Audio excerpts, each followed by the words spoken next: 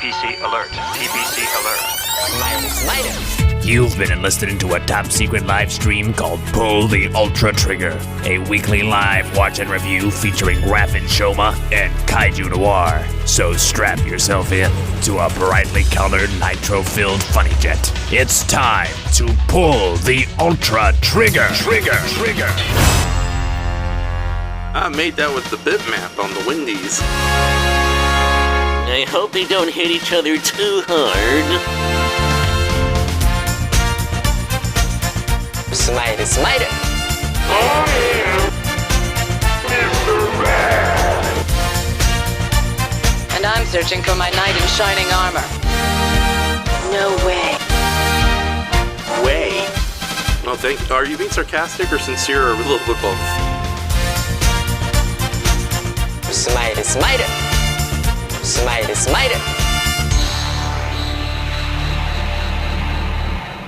Hello everybody, welcome to a less than spectacular episode of Pull the Ultra Trigger. Let me just bring in our co-host now, because we got a lot of BS to go through, and I literally do mean BS. So, hey there. Hey.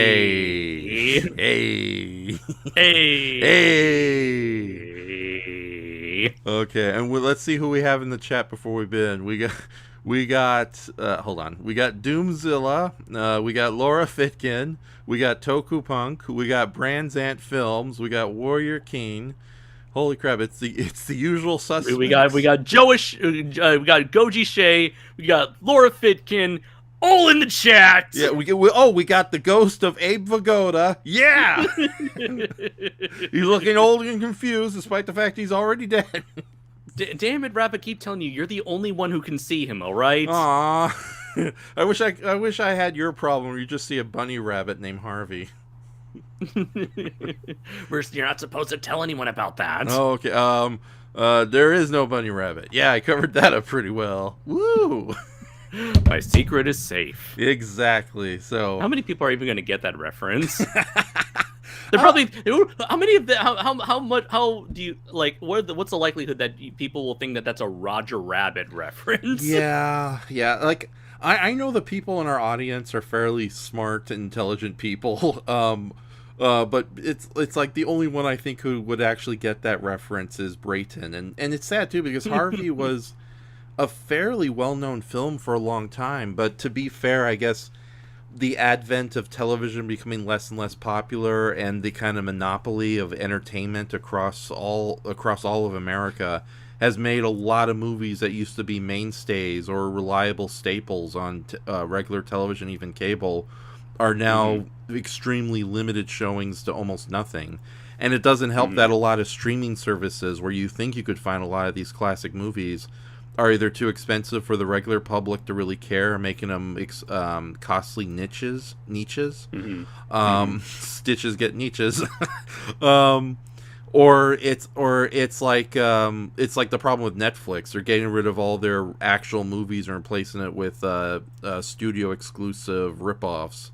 Like, we can't afford to show James Cameron's Aliens, or the Ocean 11 movies, or even Snack Zyder's Dawn of the Dead. So we're just going to make our own movie encompassing all those different elements together in one film, directed by Zack Snyder. So, and not only that, but yeah, I hate to say it, in addition to everything I just said... Oh, hold on. Go and take care of the audience. I'll be right back. Okay. Are you being called to fight another kaiju, Ralph? And I'm alone. No surprise. All right, so let's see who we got here in the chat. Let's see. Brandon Film says, Jimmy Stewart, he's a robot, right? Jimmy Stewart, he's a robot, right? Reference to our good friend Zazubar.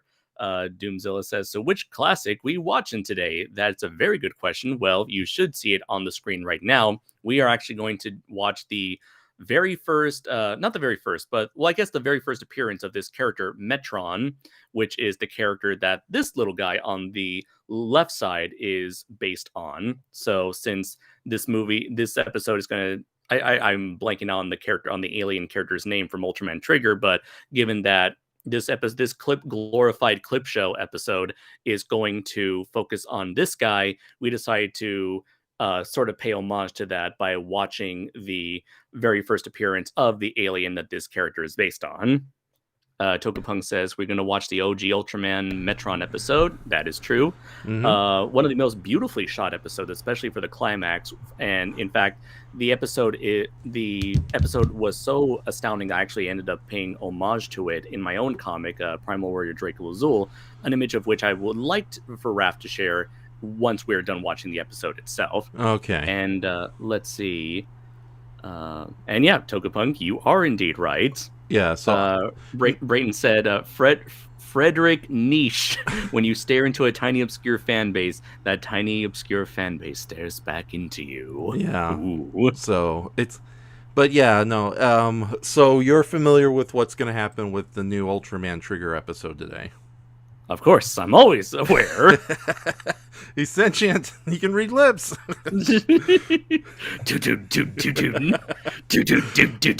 I know it's supposed to be a scary skull version of Draco Azul, but I just keep thinking like a small, spooky version of little Draco Azul. Draquito Azul. Yeah. So, but before we begin our live watch, do you want to share the massive BS happenings in the world of Ultraman right now?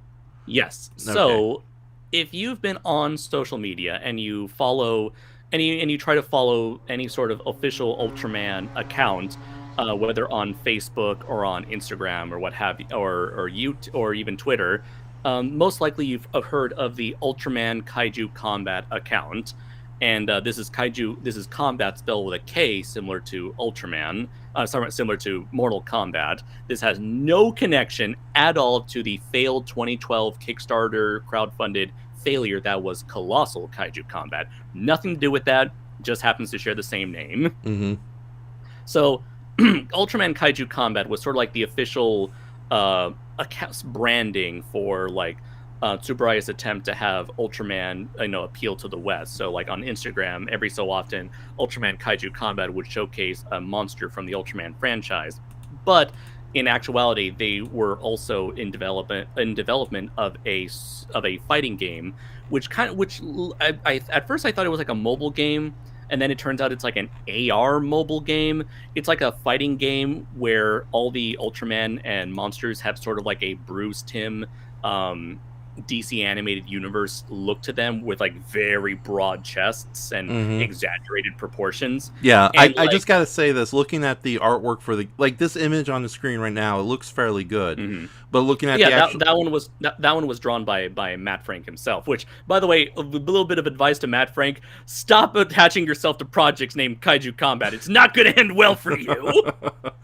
But yeah, I was looking at the actual game sprites they had in mind, and the exaggerated not sprites, models. Models, yeah. I was looking at them, and they were not very appealing. I think it was like I understand the reference to Bruce Timm, but even Bruce Timm doesn't go that crazy with the neck muscles and the barrel chests and all that.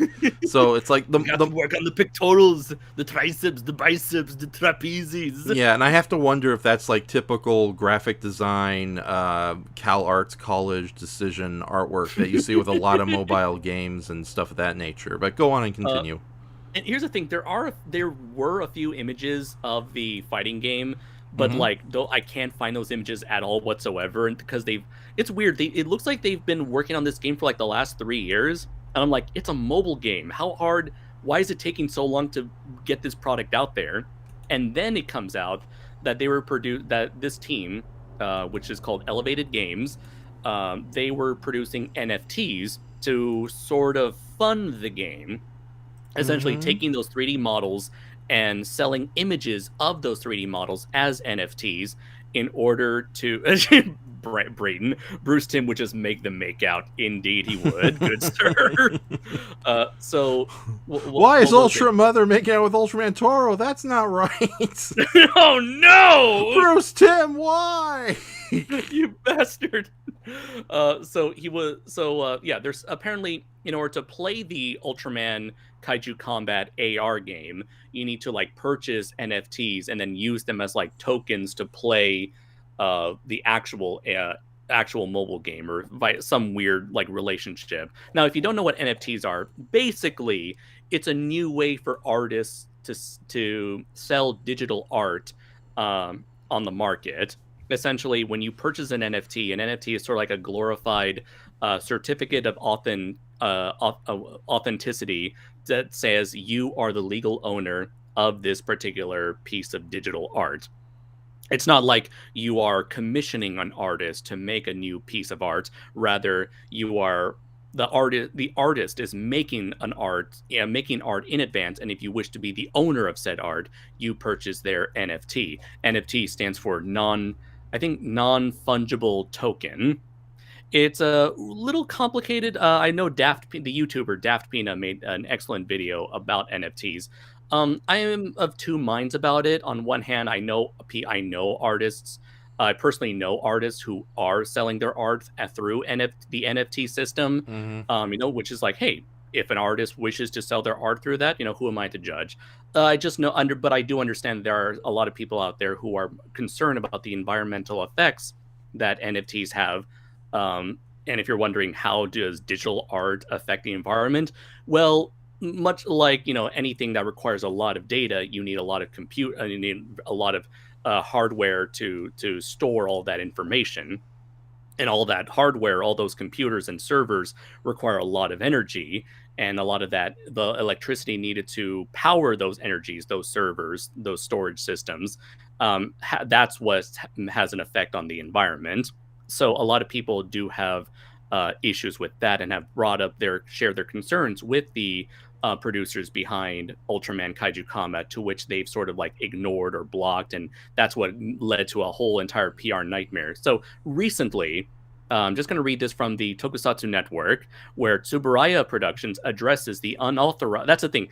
These NFTs that Elevated Games have been making was completely unauthorized. They were essentially making money off of selling NFTs of Ultraman content. They were making money off of Ultraman content without Tsuburaya's permission. Like for Tsuburaya, it's like, we're paying you, we're letting you guys make this game. We didn't say anything about you selling NFTs of our shit, of our property.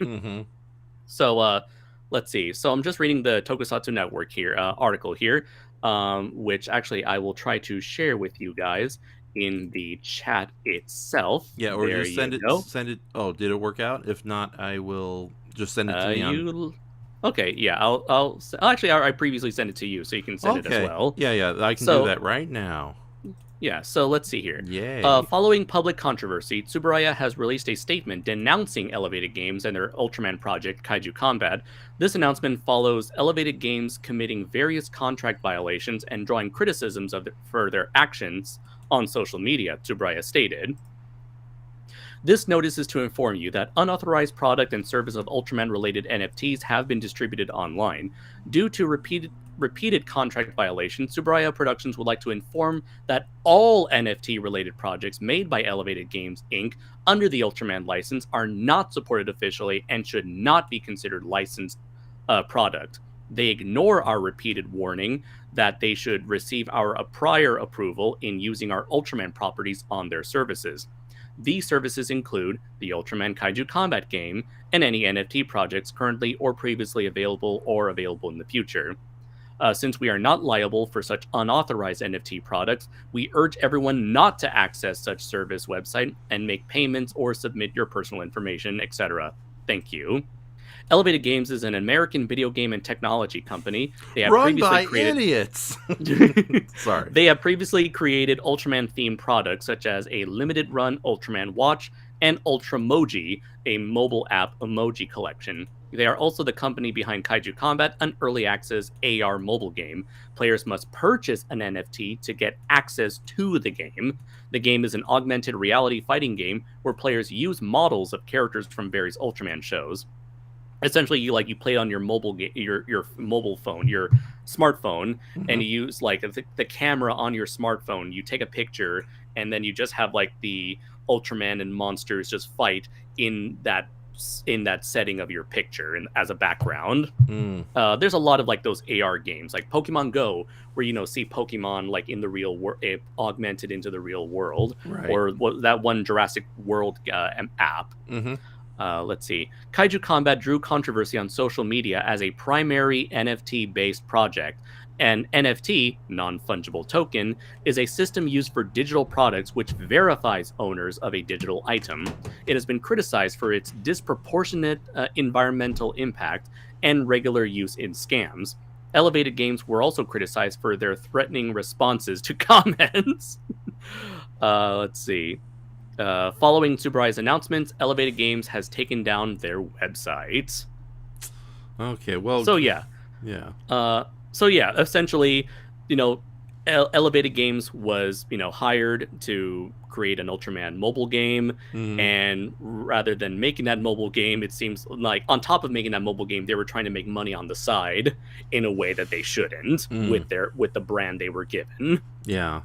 Well, good for Tuber Eye Productions for stepping up and saying no to this, because in the past they've Tuber Eye we know the history of like co-productions between Tuber Eye Productions and English-speaking countries, and that never went totally well. And of course, we all know what happened with Chayo and Sampo Sands. So yeah, but I don't know. It's like I'm not gonna cry over this like many other canceled or unmade projects. But yeah, I think the American company was just being... Well, first off, let's just admit something a lot of people don't like to admit, but they know fully well deep down in their dark, twisted American consuming hearts.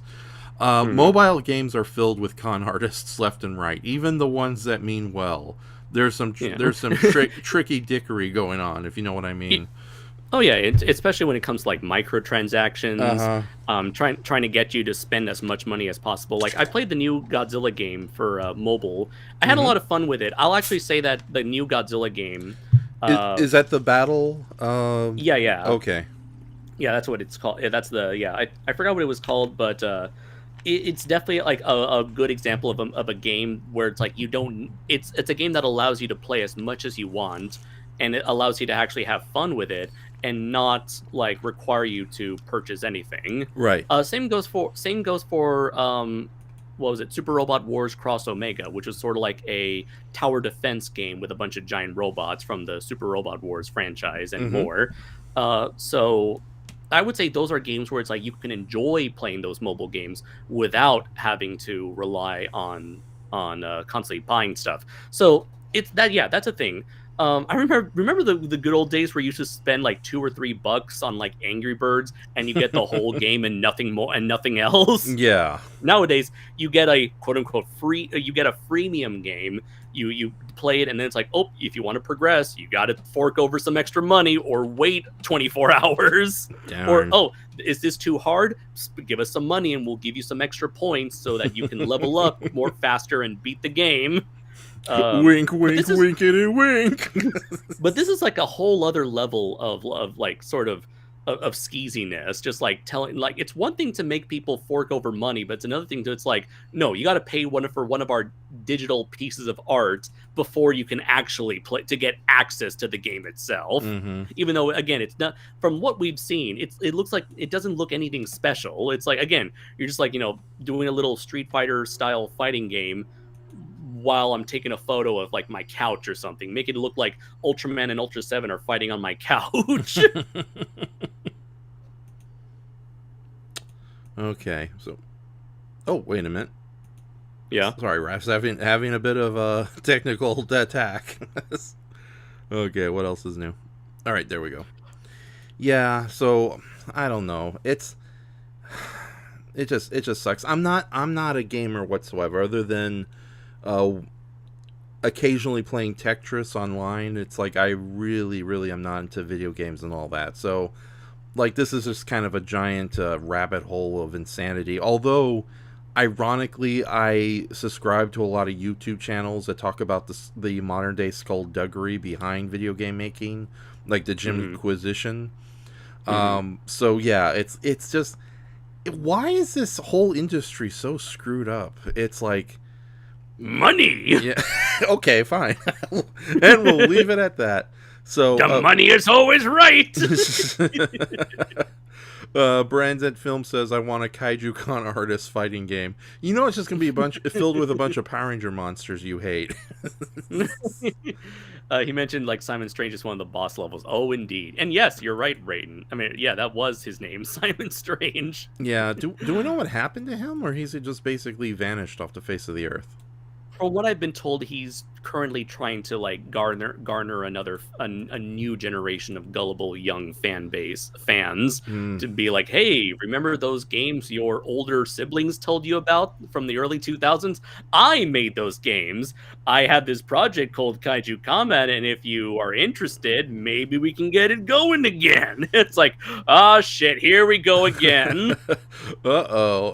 He lured in gullible children almost 10 years ago, and now he's trying to do it again. You know, I'm so glad I missed the Kaiju Combat bandwagon, because it's like from where I was standing chasing it was already on fire, but everyone on board couldn't see it.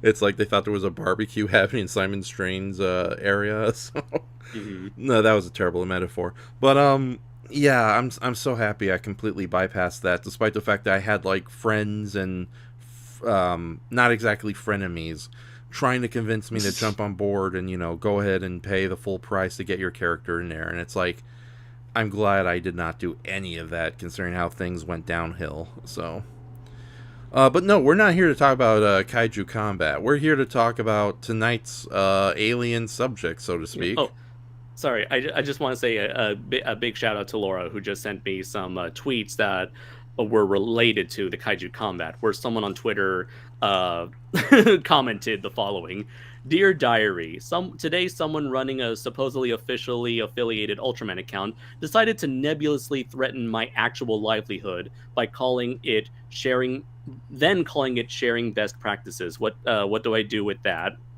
And the person said, and the Ultraman, the official Kaiju Combat Twitter account said, we should tokenize some of your art, smiley face. Simply offering to share tools and best practices. If you have further comments, please join us on Discord. And then the Twitter user said, I can't believe I never thought of Kaiju Combat. Anyways, this is the closest Kaiju Combat got to apologizing for making me think my source of income was being threatened. This message, by the way, wasn't even addressed to me. They couldn't even do me that courtesy, but haha, funny joke. And the person said, yeah, that was the social media manager's joke. I don't think it translated well. Sarcasm in text doesn't work. Yeah, that's why you put a smiley face afterwards. Well, he did put a smiley face, although that could also come off as sarcasm. Oh, okay, yeah. So yeah, here's the thing. Yeah, never. Even if this was sarcasm never translates online. Mm-hmm. Believe me. Yeah, and to quickly read Doomzilla's comment, no need to sugarcoat it, Raph. Mobile games are complete crap, and I truly despise them, especially when companies are using existing franchises and exploit them to the lowest common denominator. Thank you very much, Doomzilla. And it's so sad there are so many people out there who go out of their way to defend these games, but we're not here to talk about... Because they're shills. You know, it's like, oh, if I shower this brand I worship with enough attention, they'll choose me to be their official influencer. Yeah, you know, trying to, you know, rub, what's it called? Rubbing shoulders, rubbing elbows with them. Yeah, sort of like how people will vote for, like, rich oligarchs, thinking they're going to get a couple of cents on their way, not realizing you're voting for rich people who are going to screw you over, period. So, but no, with that said, let's stop talking about crooked video game developers. Kaiju Combat, as Brayden cleverly labeled it. Yeah, let's stop talking about crooked game developers and talk about a more wholesome, more trustworthy subject. An evil alien from outer space who uses intergalactic opium to cause human beings to kill one another. So that's way more wholesome, right? Right? Or as Brayden calls it, a bipedal moldy tomato. Hey, you know what? It may look like a moldy tomato, but at least it's honest with its intentions, unlike Kaiju Combat. Yeah, or the guy who runs Brandzen Films. Oh, wait. Oh, I'm sorry. Yeah, Brayton. Yeah, Brayton, you scumbag. Brayton, by the way, just a quick aside. Brayton says that we should let him and Laura host the show next week. Oh man, I wish we were closer to April Fool's I- to that would've April, because that would have been an amazing April Fool's. Oh my gag. god, yes, I totally. I'm gonna put that on the board of ideas. See, Laura would try to be you, and Brain would try to be me and talk like this. Yeah, I love your Laura. You would make an excellent Raph. So yeah. So, anyways, but okay. So oddly enough, Metron, the alien who shows up in today's episode and who has kind of become a secondary mainstay of the whole Ultraman franchise as far as monster and alien iconic class Iconography. goes. Iconography. Thank you. He is not based on a tomato, despite what you would say otherwise, racist American Brayton. His design is actually based on a variety of aquatic shellfish found all across Japan, as well as a little bit of whale, since that was sort of the overall body design. So he's definitely an aquatic-inspired alien.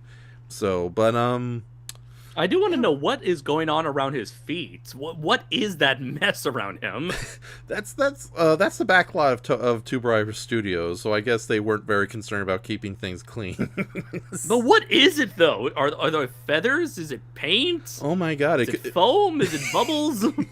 I'm guessing, yeah, that's a good question. It's like, it's funny. We're talking about an alien that uses space opium to cause humans to get high and violent, and here he is in the back alley of Two Bright Productions. He's like, "Hey kids, you want some drugs from space?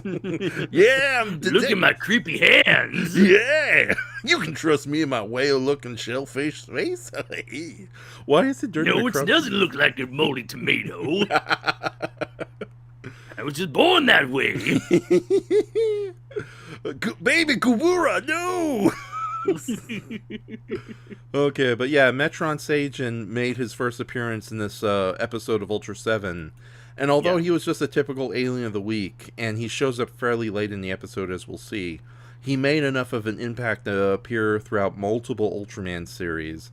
And not only is he an iconic alien in his own right, but he's probably one of the most famous monsters to come out of Ultra 7, maybe even more so than the handful of kaiju of said series. Oh, definitely, yeah. Of all the various aliens that appeared in Ultra 7, which, for those who don't know, was the second Ultraman series after the original Ultraman, of all the various aliens that appeared, of all the numerous aliens that appeared in Ultra 7, this one has definitely come back more times and has shown up, been like the most prominent throughout the decades.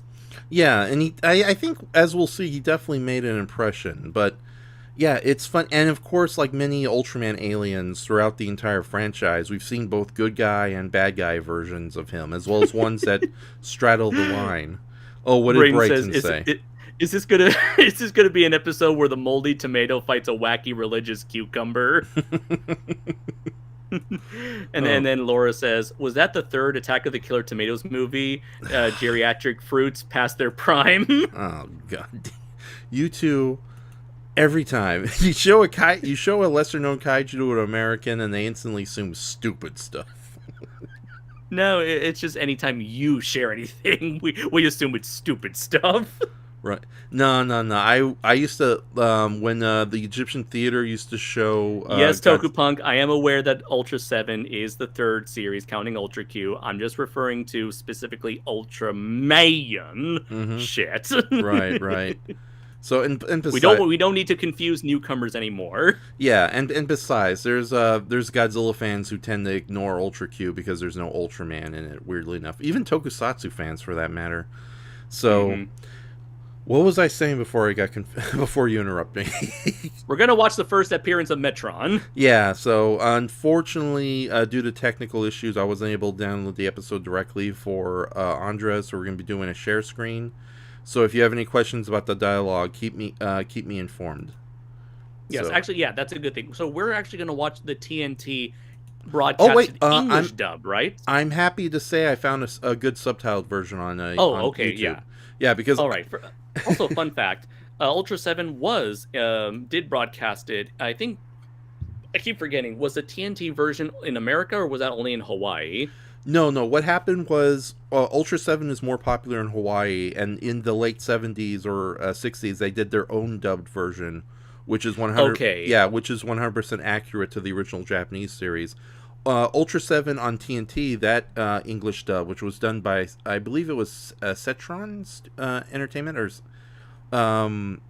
they originally did an Ultraseven dub for American distribution in the 80s, but nobody wanted it, and TNT and Ted Turner, his company, decided to bury it. But then Power Rangers became instantly popular, and they realized, hey, we have this Ultraman Power Rangers show going on. Let's post that up at 6 a.m. in the morning, 3 a.m. for me on the on the California end of the state. So, but it was Ultraseven is some of my most cherished childhood memories, because me and my brothers, we would actually go to bed early on school nights and then wake up for half an hour at 3 a.m. to watch Ultraseven, or at least have one of us record. We were like, all three of us were working together. If the other two didn't wake up, the other one would record and edit the commercials, and vice versa. Go back to bed, wake up in the morning to go to school, and then we would repeat this process for at least a good 3 months when Ultraseven was on air. Maybe a little bit longer than that, because we really did enjoy this series very much.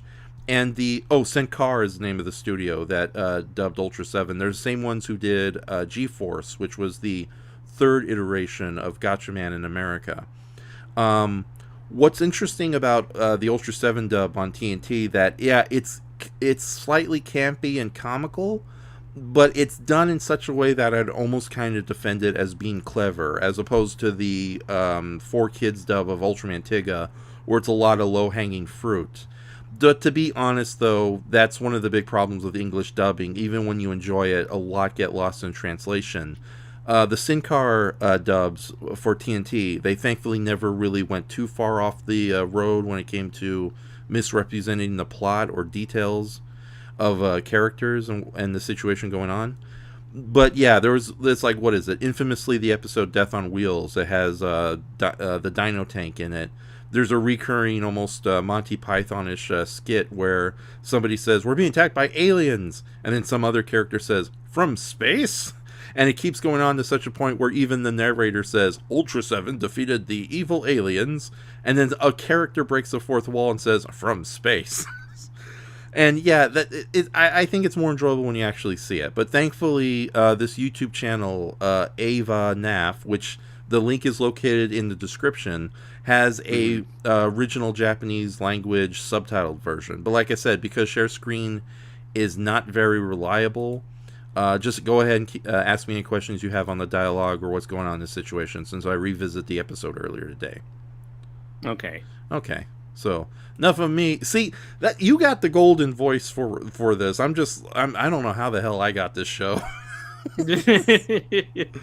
I think you're the only one dedicated enough to keep this up. Yeah, so you agreed to it. You're like, yeah, let's do it this week. I don't care if it's a clip show. No, Andres, I want a break. I did a 4-hour horror-thon. Then tell me you want a break. Damn it! I did. No, you did. You didn't. You gave me a choice. Right. If you don't want to do it, don't give me a choice. Oh, okay. Well, in that case, good night, ladies and gentlemen. No, it's too late now. I will say this, though. Next week, just to give everyone... Open up Pandora's box and there's no closing it now. Oh, darn. And there's like a weird-looking shellfish tomato alien inside. So, anyways, I'm going to say this out loud for everyone right now. Next week, we might not do an episode of Pull the Ultra Trigger. We'll just do a... Oh no, Andres, get off the floor. He fainted. Somebody get me the waking salts. Oh dear, do you have the vapors, Andres? No, next week we might not do an episode of Pull the Ultra Trigger, because on Saturday night we are doing a live watch of Halloween is Grinch Night and Mad Monster Party with our very own Brayton in the chat, as well as Win the Rogue join us. And right now I'm finishing the title card artwork for it, but you will be seeing a sort of live stream upload for it tomorrow. And we are very much looking forward to that. We might end up doing Pull the Ultra Trigger if I'm still up for it, or we might move it to Monday if Andres has some time off. But ultimately, I think what we'll do is we'll move it back next week, a week later, and just do a double watch of it. On the other hand, though, next 2 weeks from now is Halloween, and the 31st is when you usually do your live streaming for Halloween. So we'll see what happens. Maybe we'll just cut the double features for the time being. If we can't, maybe we can do a double feature. We can do an episode of a Halloween special of Pull the Ultra Trigger, where we can cover the Halloween episode of Tiga. I like the Halloween episode Trigger very much. Now you tempt me. Okay, we'll see what happens. Everyone, just keep your ears to the ground and just wait to see what happens. But yeah, we're gonna start tonight's episode. Are you ready, Mr. Andres Perez? Ready as I'll ever be. Okay. Pull that Ultraseven trigger. Yeah, so he'll throw that boomerang of death on his forehead. So, by the way, everyone got all... Doomzilla says... Oh my god, Doomzilla says gasp. It's like Warrior King says, no pull Ultra Trigger. Inconceivable. And then Goji says... Inconceivable! Yeah. Oh, of course... Damn it, Brayton, why do you have to be such a contrarian Canadian, you son of a gun? No pull the Ultra Trigger? A blessing! Okay, so, yeah, let's go and watch this episode. So, oh, wait a minute, did I share the... Oh, God, I probably didn't share the audio again. Okay, let me redo this. That's your cue to say, God damn it, Raph! God damn it, Raph! God dang it, Raph! That boy ain't right. I'll tell you what. Why are you always being mean to me and my original ideas, huh? Like my OC character, Rusty Shackleford. Okay, let's see this. Yes, share audio, you stupid computer. No, I love you, computer. I shouldn't say bad things about you. Hold on, Andres. I'm going to kiss my computer before we begin. Mwah. You want to kiss Andres before we begin? Why do I do this? You love it and you know it. So that sounded wrong. I'm so sorry. Why do I do this show? Okay. All right. So can you see it? Yeah, I should. Can you hear it? I should. No, can you hear it? I will. I am. Okay. All right. I would. I could. Now you're just being facetious. Okay, ladies and gentlemen, go ahead and open the links. The first one is Ultraseven episode 8, A Targeted Town. Another episode from one of the most famous directors of Ultraman. Hold on, I'm gonna bring up his name so I know I'm saying it right. Of course, one of the most famous, and I can't. I need to read it. Now, what was it again? Akio Jisogi. Oh, Sojo. Okay. Soji. Sudoku. No. He, of course, directed many of the more artistic episodes of Ultraseven and Ultraman that have inspired numerous works after the fact. Especially, in fact, you'll see a lot of influence that would eventually be given over to Neon Genesis Evangelion. So, but anyways, let's get to the... Okay, so everyone on 00, I'm going to count us down. 3, 2, 1... Play.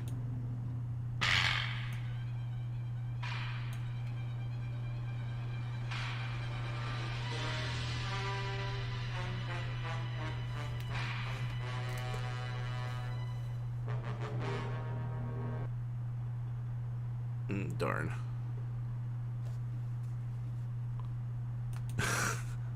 Your internet is being really shit today, Ralph. Yeah, it's not a good day. There we go.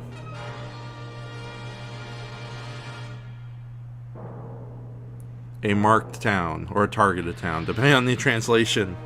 Damn it, Ralph, what have I told you about reading? I can't help it. I like to read. But you keep reading it wrong. It's the marked town. Oh. Next thing you know, you're going to think that they're saying 666. Ultraman number 6. Oh, wait, that's... Oh, okay, I get it. Urutora no chichi ga ita. That song is so good, I just want to take a hammer to a log monster's head. This one's not half bad, though.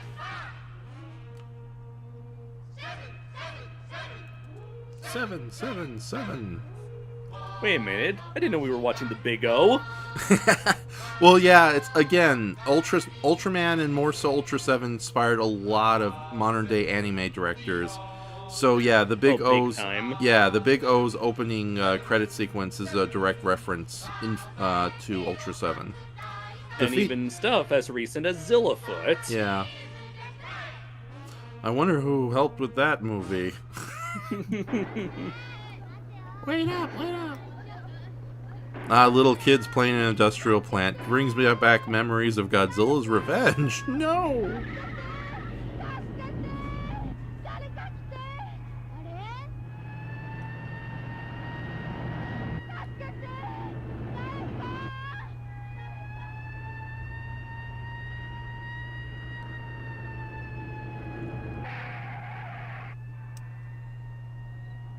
Is it going okay on your end?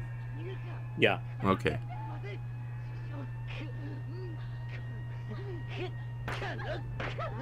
Oh, we should warn everybody this gets a little dark. I think it's too late for that, Raph. Yeah. An episode with an opium-selling alien killer? I didn't expect it to get dark. On a very serious episode of Ultraseven. He's like that one viral video. I get you, bitch. The guy gets tased and is still standing up. Mm-hmm.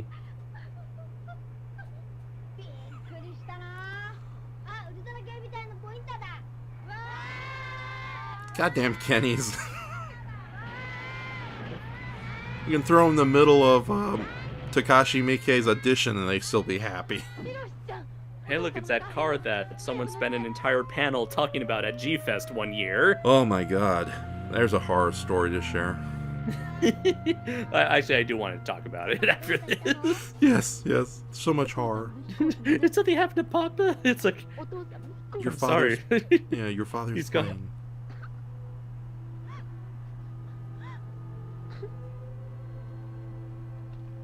I don't think we ever see this kid again. Or I have to... I don't know, maybe he was in the Man Next Door episode with Icarus Alien.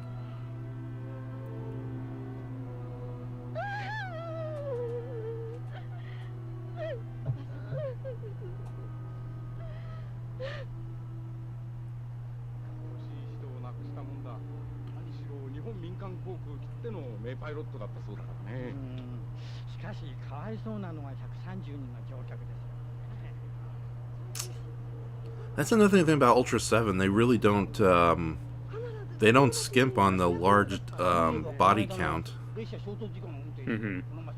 Because I often been told by my older students who grew up on Ultraseven, they always took pride in, not pride, but they always loved to talk about how the episodes of Ultraseven always tended to tackle serious social issues in comparison to the original Ultraman. That is true, so...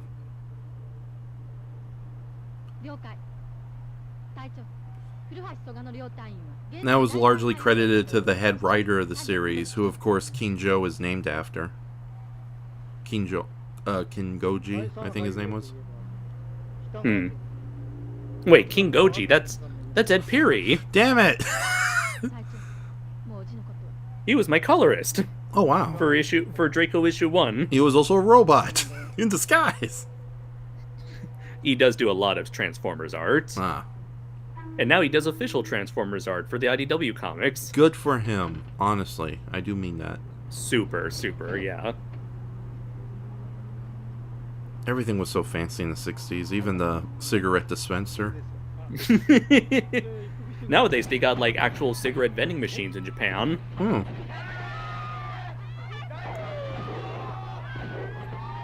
A mass shooting in public, thank goodness that stopped. Never. I'm sorry, that was a dark joke. I apologize, and for future generations.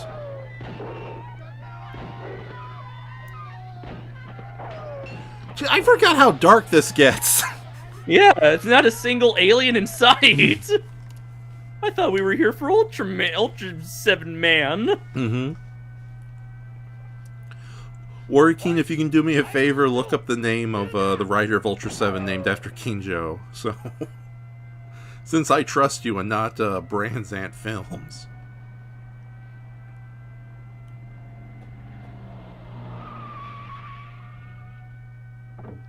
Yeah, the way this is directed and set up, it's like you'd almost confuse it for one of the darker entries in a Dirty Harry movie. It's like, why are we hired here? This isn't what we were paid for.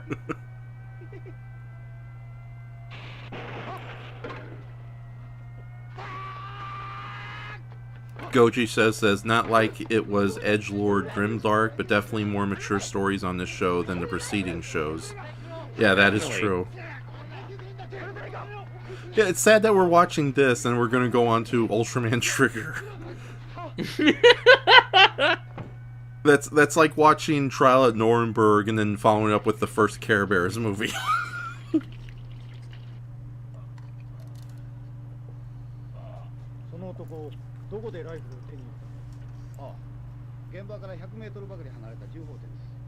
Are there gun shops in Japan? As far as I know, I think so, but it's like there's a lot of, it's heavily regulated, so it's like you gotta take a test and then go, you gotta take, there's a lot of stuff to actually get a gun permit. Okay. It's a really, really difficult process that isn't really worth going through. Right. It's too, like, it's not worth the trouble of going through. Right. I think if anyone owns a gun, it's mostly for hunting. So Although, like, funny enough, there are a lot of at most like hobby shops that I've gone to. There's actually quite a fair number of gun model kits. Yeah, there is like a huge otaku culture for gun and gun paraphernalia. Paraphernalia. Thank you. Quick aside. Warrior King. He says Tetsuo Kinjo was the name of the head writer of Ultraseven. Thank you very much, Warrior King. So.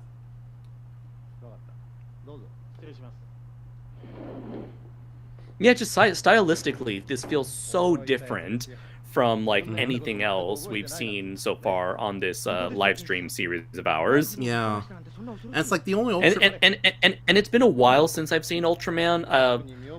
What did I watch? I believe I've seen. I know I had a what was it? Was it a bootleg? Yeah, I think I had a bootleg from Showa Video that primarily had the TNT English dub, and so maybe it was the dub that sort of like took away a lot of that dramatic tension that the original had. Right. I do agree with you there, but at the same time, thank goodness it wasn't like the 4Kids version of the same episode. So, oh, he crashed an airplane, but everyone teleported.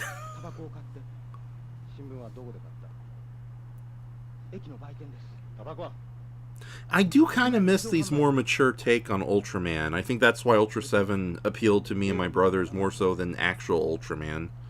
So, or why Ultraman Towards the Future still remains one of my favorite series, despite being lambasted by a lot of kaiju fans. Right, because there's just, for those who don't know, Ultraseven, unlike Ultraman, Ultraseven barely has any kaiju in it. It's mostly alien invaders. And even the alien invader stuff, it tends to be very like incognito. It's not sort of like Balton, where it's like, we're gonna start our invasion and wreck shit up on a giant scale. Right. Occasionally there's a giant monster, usually sprung under the control of an alien, but they're not all that active. Yeah. Or, I mean, they're not all that prominent. Laura says, so in Japan, people sit alone at home, blindfolded, putting together and taking apart their plastic toy guns as fast as they can. Yes, you've seen that plenty of time in anime and Japanese dramas, and that is a real subculture in Japanese fandom. But your Laura right now is like, I was just kidding! Damn it, Raph, watch vampires! I'm not joking there!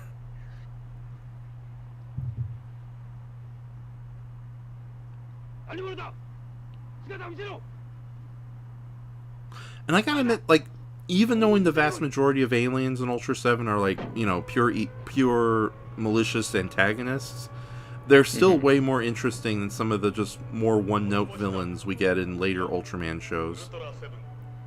我々の邪魔をするな。これは命令だ。今すぐに手を引け。我々にとって君を倒すことは問題ではない。だが、同じ宇宙人同士で傷つけ合うのは愚かなことだ。もう一度忠告しておく。北川町に近寄るな。ウルトラセブン。I like that they know that he's Ultra 7, and they're like, hey, real talk, alien to alien, we don't gotta do this. You know, that's kind of a recurring thing throughout Ultra 7. The alien invaders treat Ultra 7 with much more respect and dignity than they do the humans, and often it's you get a lot of those Ultra 7, you should join us.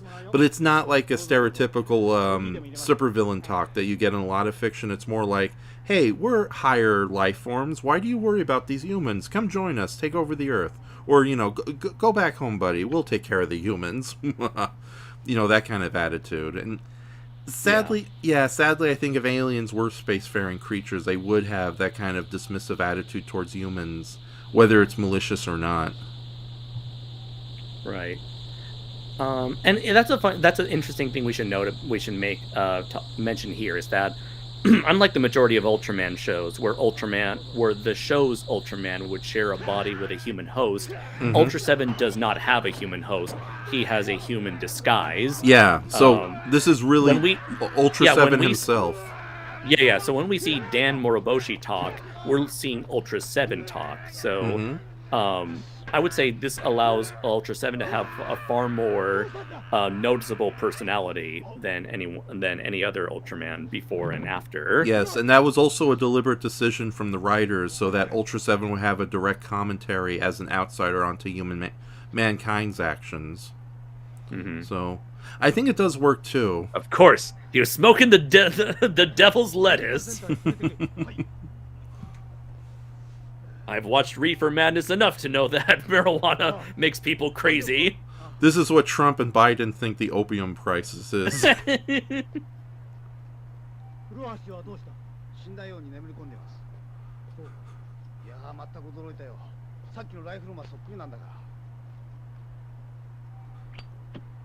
Uh-oh. Not again. Warrior King says, I'd like to see the next Ultra series take after Ultra 7 in tone, probably wishful thinking. I'd sadly have to agree. Yeah. Goji Shay says, you guys told me this was weed. Zoinks, man. That was some good shit. I love the lighting effect, where it's just, you know, the infected is just covered in red light. It's simple, but very effective. I'm a little high-strung here, man. And this is Soga the sharpshooter, so if they didn't knock out his laser gun, all hell would have broken loose. It would have been like the third act of Maniac Cop. I just saw that movie.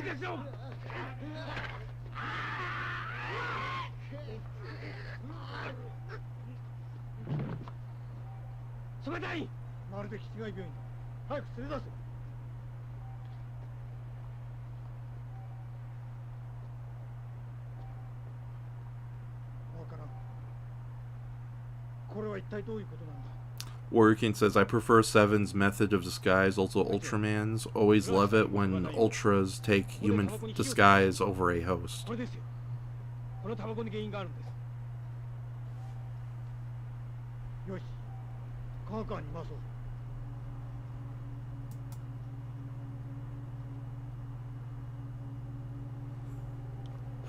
Brayton, I'm sorry, but a lot of your comments are like, screw this, why are we watching this? But he is watching the episode, so I will give Brayton credit. Oh, he is? Yeah, he mentioned what's with the Star Trek uniforms. Wow. Wow. Brayton, I'm glad you're actually watching something classy with us. I think I tried showing him a couple episodes of Ultra 7, he wasn't impressed. Why do you do that, Raph? Stop it. I don't know. You know what the definition of insanity is? Doing the same shit over and over and expecting Brain to get into Ultraman. Brayton, you want to watch Ultraman Toro after this? I'm sorry, serious stuff going on.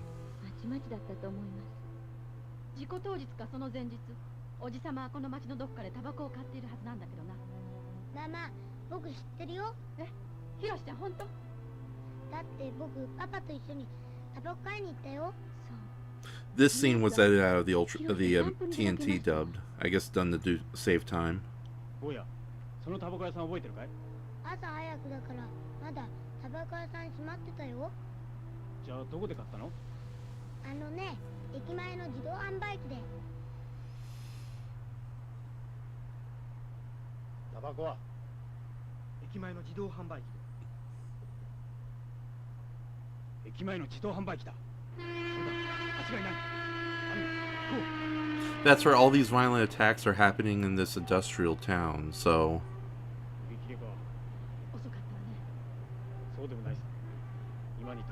Warrior King says, I love the Ultra Guard uniforms, easily the best Showa-era Kaiju defense team outfits. I have to agree with that. Like, I like the Science Patrol outfits, but, you know, too much orange. もちろん地球には存在します。この赤い結晶体はどんな性質を持っている？それに侵されると他人は全て敵に見えてくるという効力があるようです。他人が敵に？そうです。したがって理性や感情を失い、敵を倒す殺意だけを持った人間に変わってしまうんですよ。No, Laura, they don't fight a giant vending machine. That's an episode of Ultraman Toro. Ultraman Taro has everything. Yes.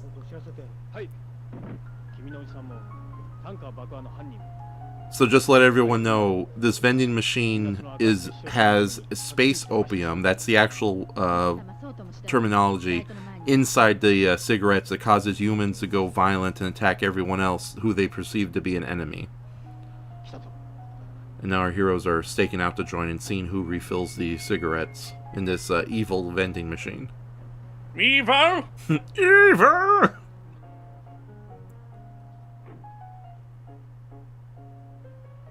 Do you think it's a little too much on the nose? Like, whenever an alien shows up in this series, they're always a human being wearing black? Raph, this is Ultraman. Everything is on the nose. Okay.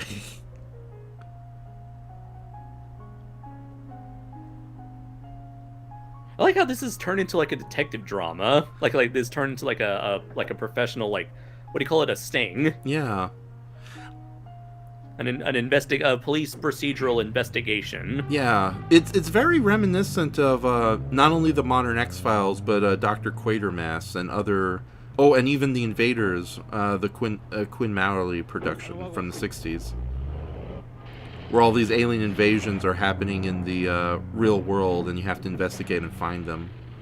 So this was, like, inspired by some sort of, like, drug epidemic going on during the 70s at the time of this show's release. Really? So I do... Well, obviously, this had to have been inspired by some social issue if they were inspired enough to make an episode itself. And I just mentioned before that a lot of people who grew up on Ultraman would always tell me that... people who grew up on Ultraseven, I mean, would always tell me that a lot of Ultraseven was based off, was like social commentary on the issues that were present at the time. Right. So, that said, I wonder how bad of a drug problem Japan had during this time that would have inspired Tsuburaya to make an episode like this. Yeah. In addition to what you just said, cigarette smoking was way more common back then too, in America, Japan, and everywhere. So yeah, I think it would be clever for a nefarious alien to use regular cigarette smoking to spread a violent invasion like this. Or for some like sick bastard in real life to have pulled off a similar stunt. That wasn't funny, Raph. I know, I was gonna say, where would they get the space opium, though? From space, Raph? Oh, okay, Andres. Duh, you big dummy! Well, that's a good shot. Yeah.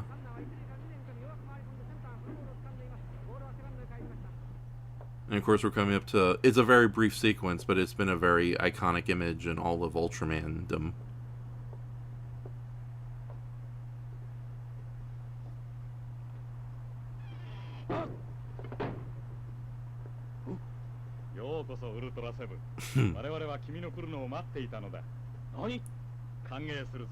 I do love they gave him such a normal voice.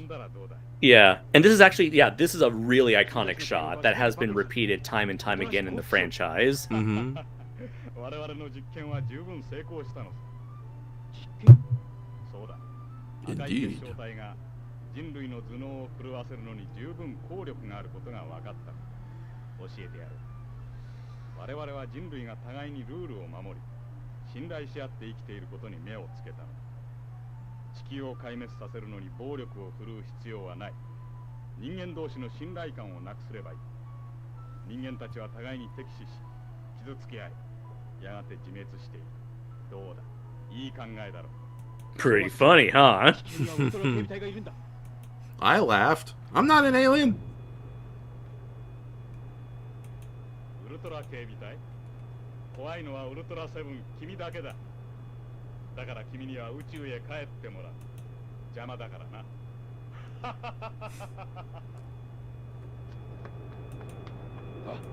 Now, how do I work these fangled controls? I don't have any fingers.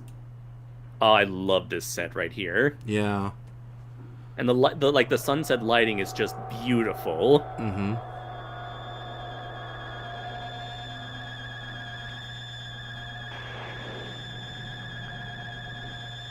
Doomzilla says, I really like the mood in this episode. Oh, I fully agree. Mm-hmm. So, just everything, the color, the backdrop, the shading, the lighting. Mm-hmm. Goji Sho says, this discussion scene between the alien and Dan reminds me of a lot of James Bond conversing with a villain. True, yeah. I mean, heck, you can see stuff like that as recently as, like, The Dark Knight during the famous interrogation scene between Batman and the Joker. Yeah. Yeah, Brayton's watching the episode. He's making testicle jokes. Okay. Because of the spaceship. Really? I would have thought it was something else entirely, Ralph. I never even thought of testicles. This whole time I just thought they looked like connected pills. Thank you for ruining this episode for me, Brayton. Screw you. Doomzilla follows up the pacing, the build-up. It's all fantastic. Mm-hmm. Yeah, it's like more so like these first three Ultraman shows, Ultra Q, Ultraman, and Ultraseven. They really did feel like miniature movies.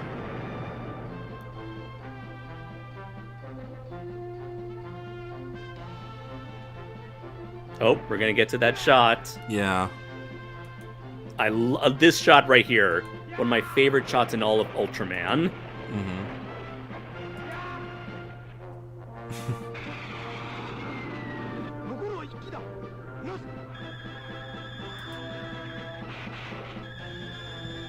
Yeah, honestly, having an entire action sequence take place during the sunset is like a truly inspiring choice. Yeah. Like, not saying that it hasn't been done before nor since, but doing it in like a tokusatsu, like via tokusatsu special effects is like, I don't know, to me very ambitious because I've never seen it up until now. Mm-hmm. Well, they have done sunset fights before in Ultraman, but here I think they perfected the formula beautifully. It's like the only shame is it's a little on the brief side, but it's such an elaborately done, you can forgive it. Maybe because it was so complex, that's why they had to keep it short. Yeah. But yeah, that's an elaborate model. That's Godzilla feature film level quality. I mean, just look at the little lake area right there. Mm-hmm. Perfectly reflecting the fake sun. Yeah.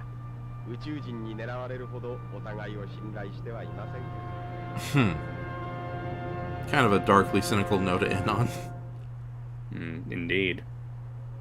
Okay, so awesome. So yeah, that was episode, you said 8, was it? Yes, episode 8 of Ultraseven. That was episode 8 of Ultraseven.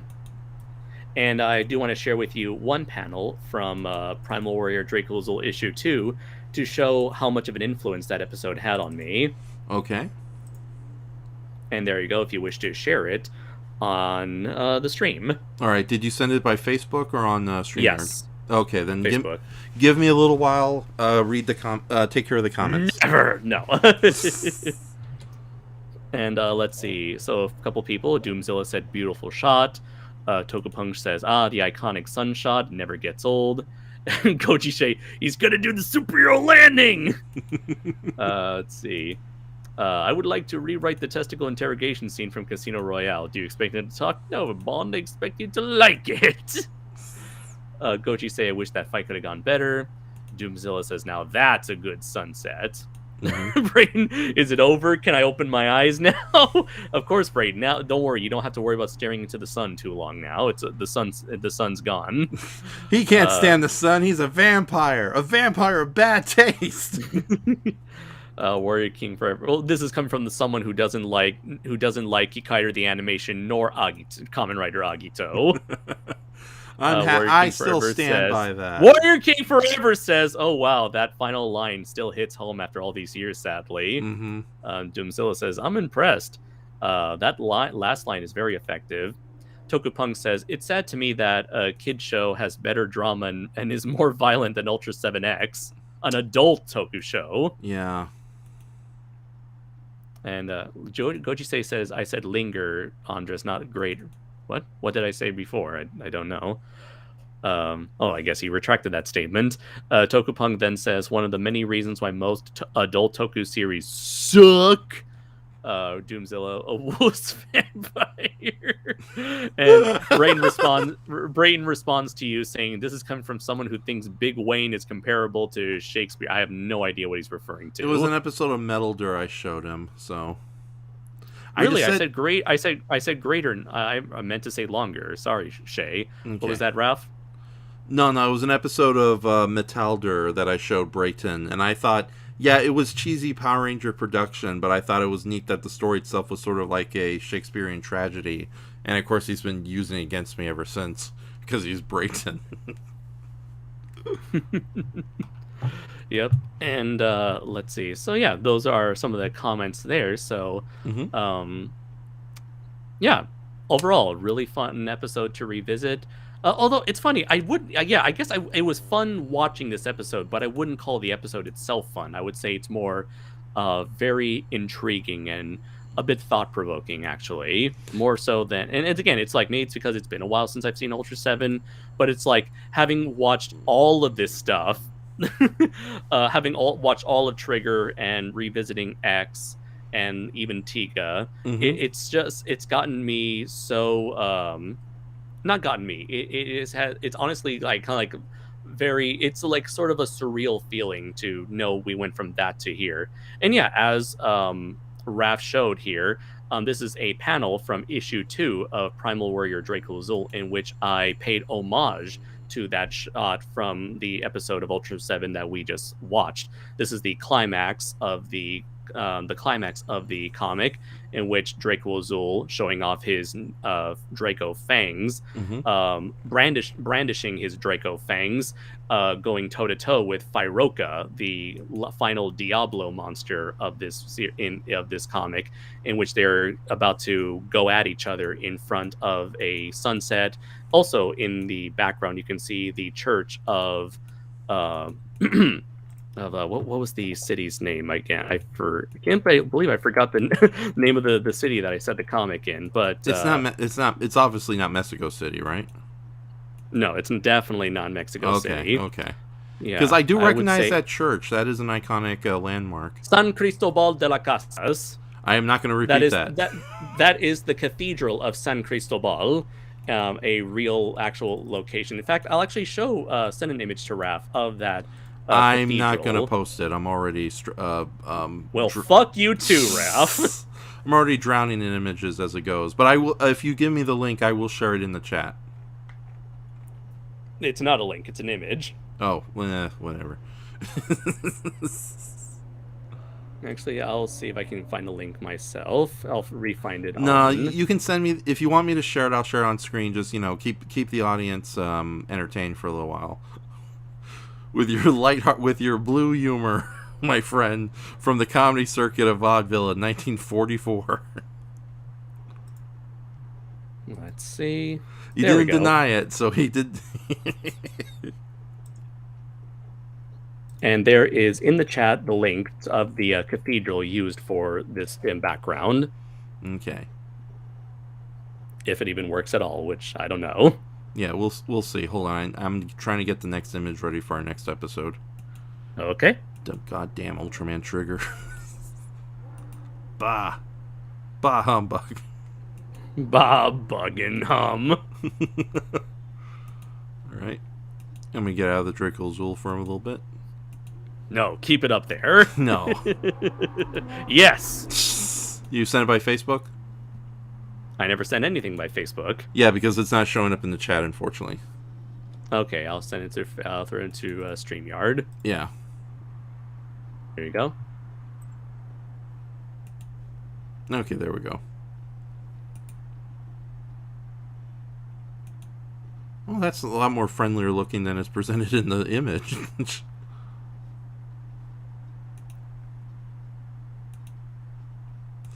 Okay, so anything interesting in the chat area? Oh, other than everyone getting all angry about Metalder. Wow, I can't pick a winner. I like how Laura says, like, but why do the goats get all the McAlder Ochre entertainment? Oh my goodness. Doomzilla says this is going to be rough going into Trigger after watching Ultraseven.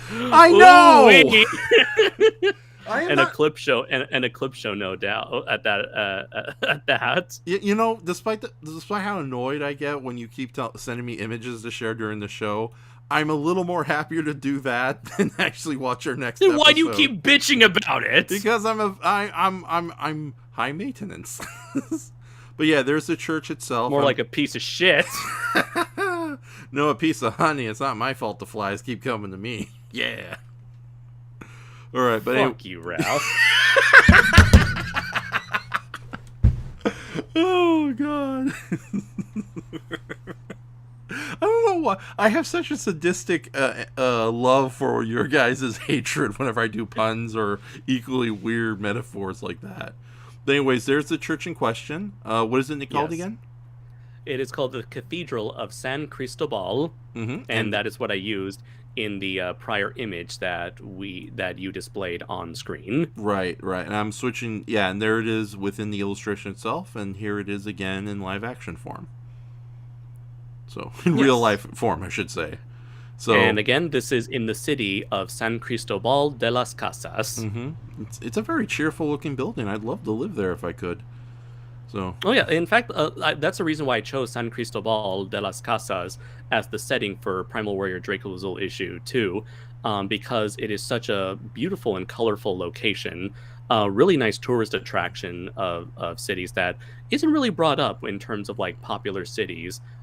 That are it's like one of those lesser known tourist attraction places that's lesser known. Like a lot of people would know of, say, like Mexico City, for instance, or Cancun or Acapulco, but San Cristobal is one of those like lesser known ones that I really wanted to highlight because I found the place to be so beautiful looking. Yeah, so and that is cool when you visit. There's like so many really cool locations and cities on the world that are rarely filmed. And I don't, Oh, for sure, yeah. And that's definitely what I wanted to try to do with Draco Azul, is that to highlight a lot of these, one of these like some of these beautiful locations. So I'm just going to show that beautiful illustration of a Draco Azul against the final Diablo beast. And okay, so Goji Shea says that I'm just going to listen to your commentary if you don't mind for this next episode. Yeah, I think that's a smart way to go, ladies and gentlemen. So. Okay, so do you have the link for the Ultraman Trigger episode, or should I send it to you? What's Ultraman Trigger? Oh, it's the next episode we're watching with Marlulu and the clip show. Is that the show with the where the things happened, where Oh, you're being facetious. Yes, I am. F you. Yeah, do you want me Yes, I got episode 13 up and ready. Okay, then let me open the link on my end then.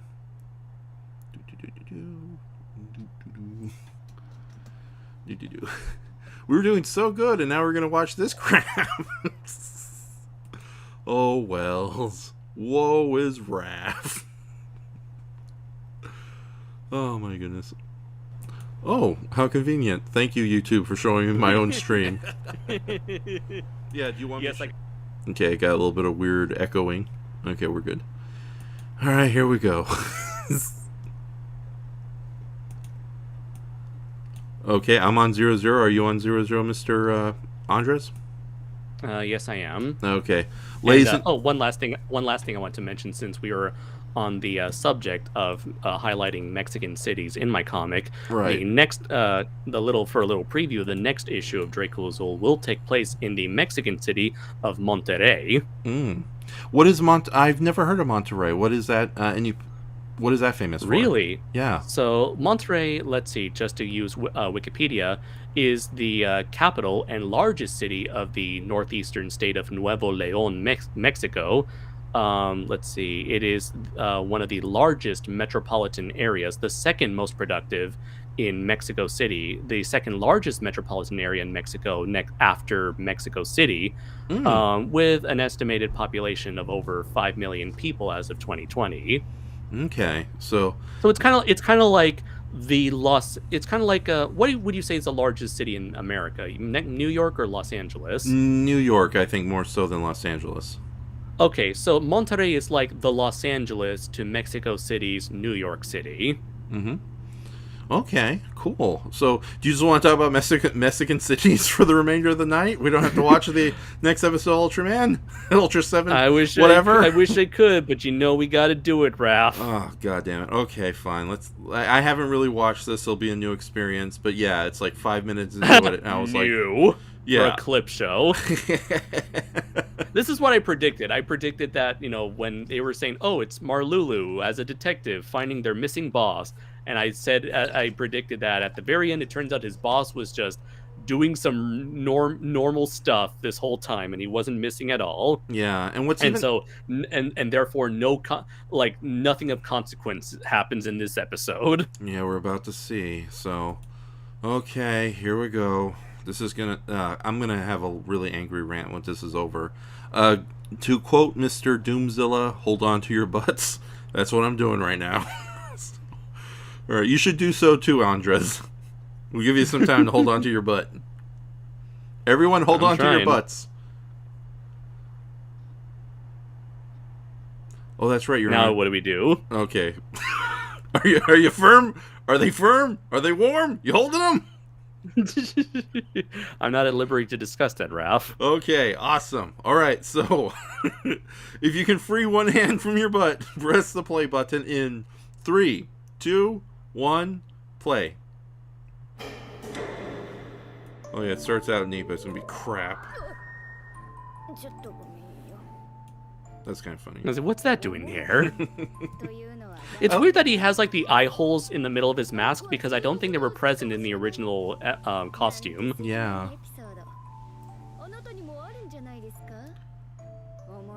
So we've had plenty of embarrassing episodes so far. Yeah. Including the one we're watching now.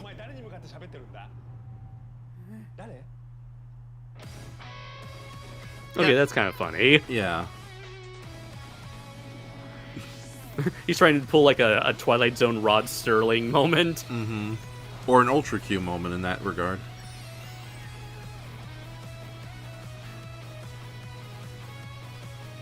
I think now thinking about it, like everyone in the chat was saying, we've never really had a serious series like Ultraseven in a long time. I think Ultra Q Dark Fantasy. What about Nexus? I was about to mention Nexus before you interrupted me. Damn you, Bron. Can I do it? I would. Yeah, Ultra Q Dark Fantasy and Ultraman Nexus, I think, are the closest to being very serious. Very much like Ultraseven and some of the more serious shows that came before. But I don't think they've quite... I don't know. I think Ultraseven does it with more finesse than some of the more modern attempts to do serious Dark Ultraman. So, and this is coming from somebody who utterly adores Ultraman Nexus and Ultra Q Dark Fantasy, which I kind of prefer a lot more than Neo Ultra Q.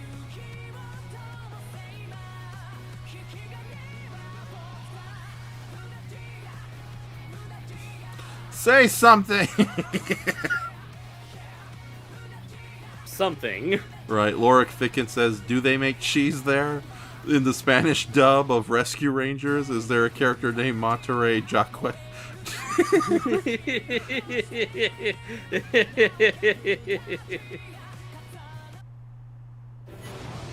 Oh, this is a new toy commercial. Are they going to show off the dragon mode? Because they already spoiled it in one of those like Tokusatsu hero magazines. Oh, yep, it's transforming. Oh my god, they're spoiling it. They spoiled it. Oh my god. Maniacs. Okay. Again, I didn't see Why this would episode. you spoil that shit? We are getting a return of Nars. Those fuckers. Why would you spoil it? I don't care. We're getting. We're not even there yet. I know you're angry, but I'm happy that Nars is coming back. I already knew in advance because they, like I said, they spoiled this in the magazines as well. Oh my god! Is like it gonna last week? Is it gonna be a CGI effect or a puppet? I don't know. You tell me. I haven't seen the magazine scans. Thankfully, they haven't been as prevalent as like the Kamen Rider and Super Sentai spoiler scans, where it's like, here's the next Megazord that's going to show up in 2 weeks. Exactly. Here's the sixth Ranger. Here's all the Rangers' super full modes. Here's your neighbor's bank accounts.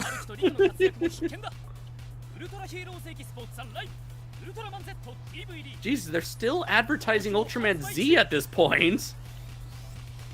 I suppose it was. I'm guessing it was like the last live show they probably had before everything went to shit. Yeah, I was gonna say they probably don't have any more live shows. Well, like, how popular is Ultraman Z to begin with? I don't know.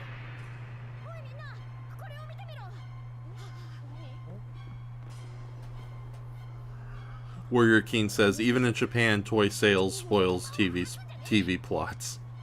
Like, remember the episode, like the last trailer for Dragon Ball Super Broly spoiled the reveal of Gogeta?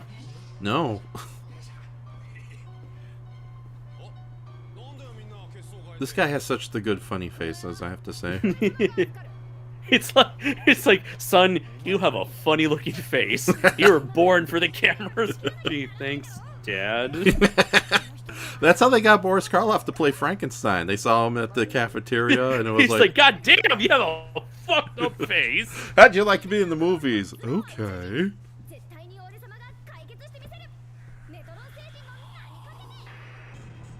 Interesting. This is the first time he's ever even that face he had just now.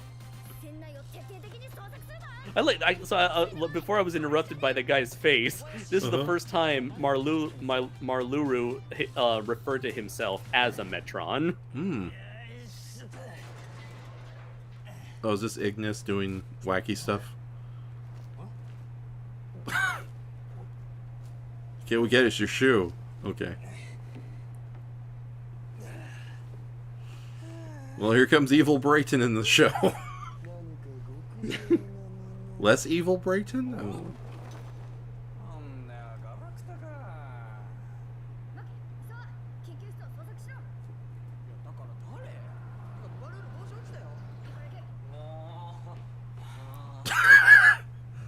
Hiding yourself in the sheet under a desk, that never works. I should know.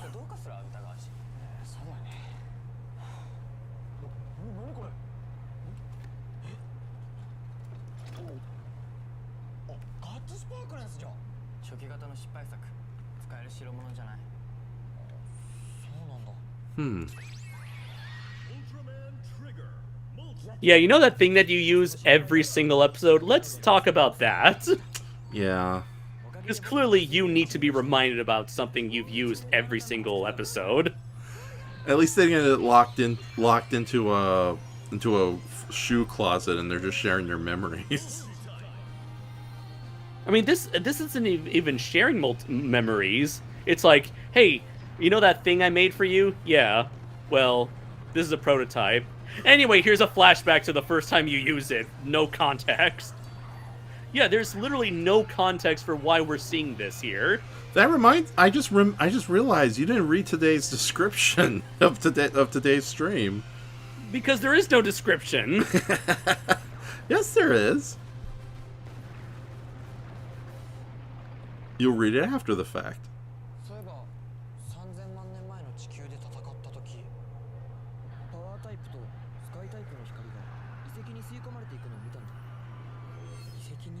Doomzilla says first clip. It's like make it a drinking game. Well, I got my beer ready.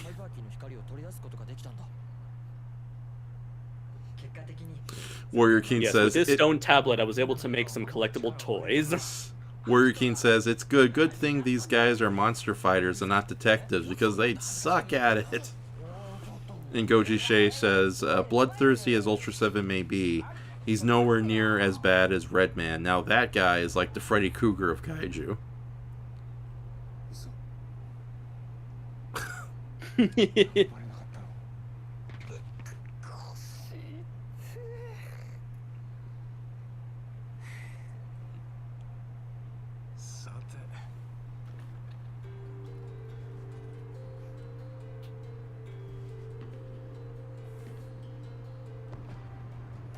I do agree, Warrior King. Ignis does feel like an attempt to ape the success of Jugless Juggler, who ironically isn't in the chat today.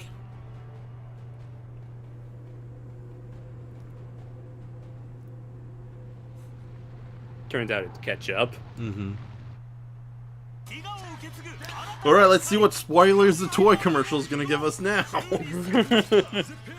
I know you're upset by that, but I'm just excited to know that the base is going to turn into a proper mecha dragon. I mean, it was going to, obviously, Raph. Yeah, but it's like, considering all the missed opportunities. It was going to do it anyways. I don't trust anything.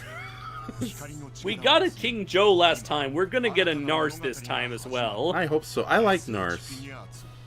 Again, me and my brothers growing up in Ultra 7, we know the monsters a lot better than we do the other Ultraman monsters.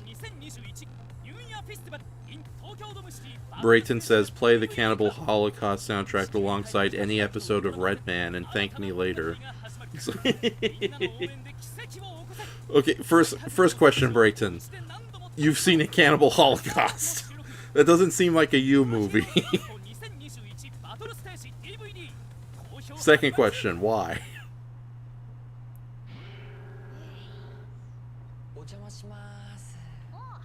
Laura's seen Cannibal Holocaust. She mentions the Turtle Snuff movie.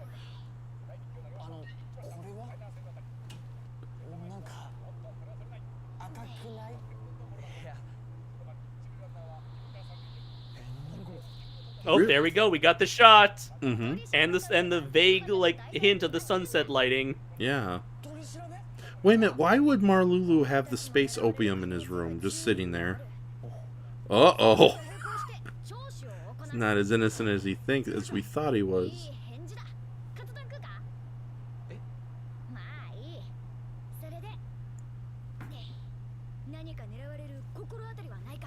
I gotta admit, his room's a lot nicer than the original Metron alien.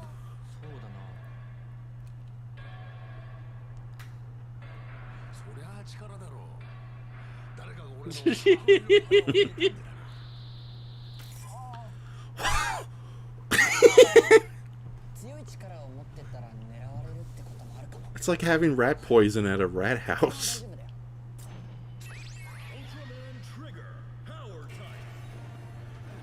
Goji. What's the context behind here? Nothing. It's just clips.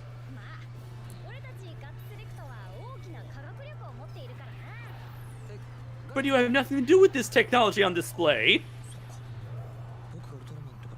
Exactly. You're talking to someone.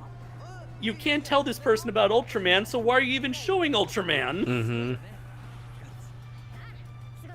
You're talking about Guts technology, and yet you're just showing Ultraman. Ladies and gentlemen, Andres was so optimistic coming to this episode, and now he's broken, just as I did. This is the worst. Even in like the shittiest clip shows, there's always a context. There's always context for why we're having flashbacks to these previous episodes. But here they're giving us nothing. Yeah. Okay, here at least they're talking about it. Mm-hmm. Doomzilla's counting every clip.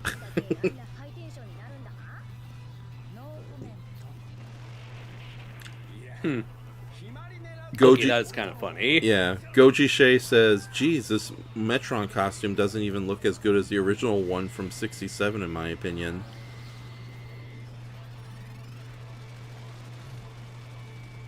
Brayton is watching this episode. He says, even the characters in the show collects toys.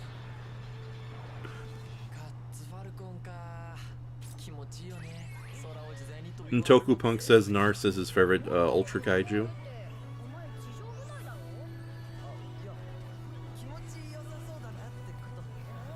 Laura Ficken says, did he just knight a narwhal? I thought only the queen could do that. You know, it's a good thing Laura is watching, because like Laura hadn't been watching the actual episodes until recently, so this clip show is actually a good watch for her.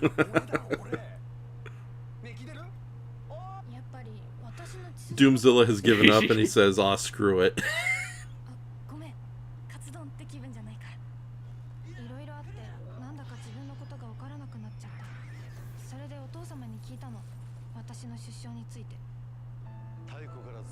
Yeah, she's supposed to be keeping her secrets, and she's just sharing them. Yeah. Yeah, she's not supposed to mention the fact that she's, like, half alien or whatever. Mm-hmm.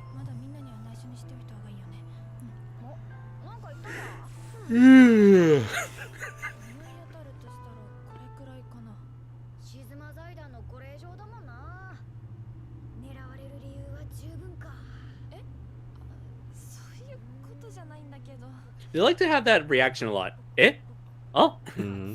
Eh?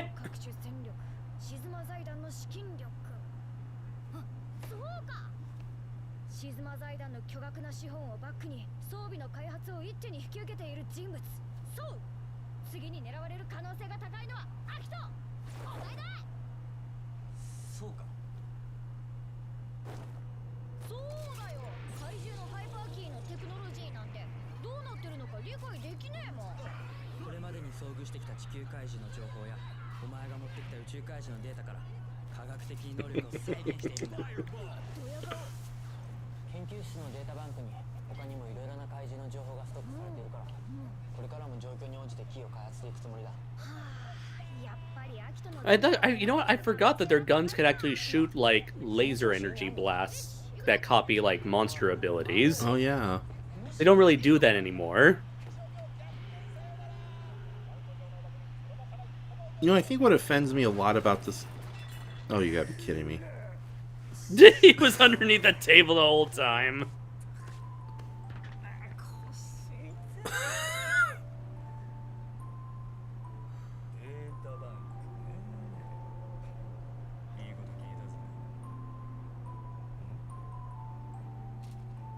Oh, don't. Oh, that sound effect from the... Yeah, that's the space opium. Yeah.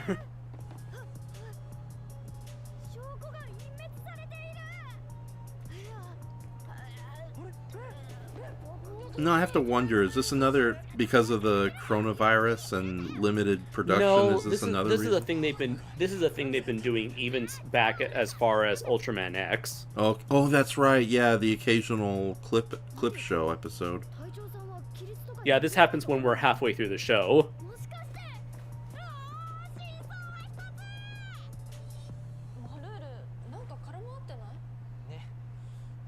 Yes, it does feel like a wild goose chase.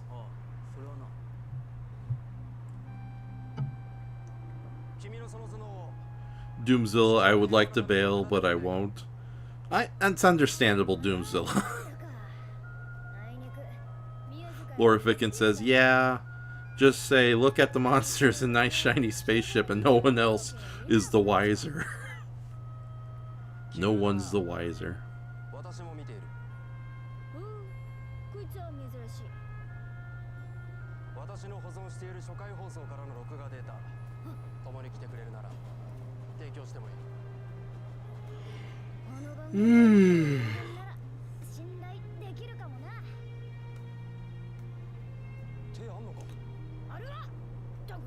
Is this our first meeting? Are you paying attention? Because I'm not.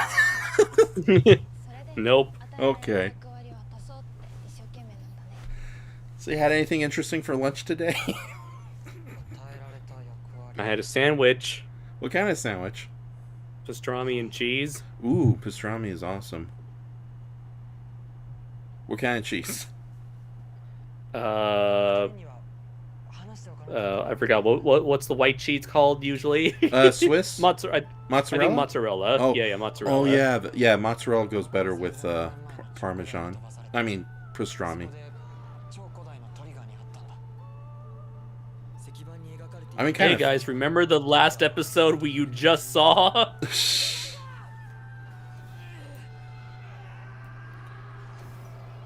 I've been fasting for the last 2 days, so I didn't really have a lunch today.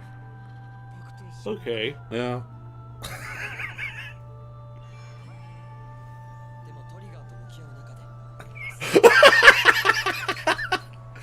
Laura Fitkin corrected us. It's provolone.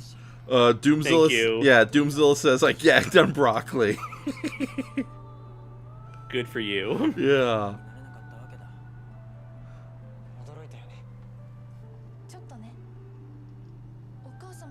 Warrior King says, didn't they have a clip show earlier this season, though? And aren't Nope. they kind of pointless since these days you can easily rewatch past episodes online? Yep. Yeah.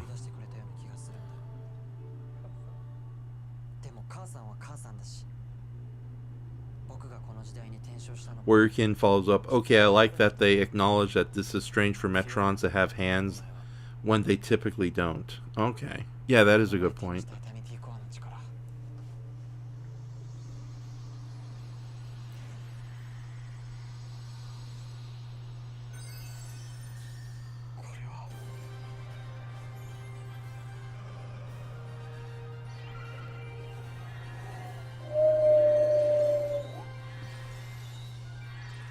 What for the 20th 20,000th time, Raph, we can hear you when you do your whistle.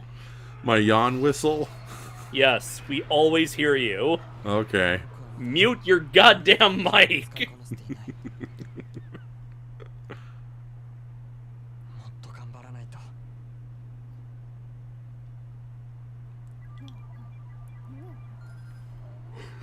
I was almost gonna do it again. If you're going to do it again, mute yourself. Nah.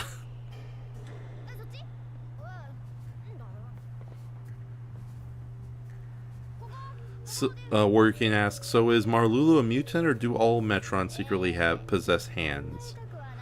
Nah, I think they just made an exception for this particular costume. Given how much this character has to do on the show. Yeah, and plus Metron Saiyajins can hold objects. Like I know in Ultra Ginga S, they had a good guy Metron who held some items in his weirdo creature hands.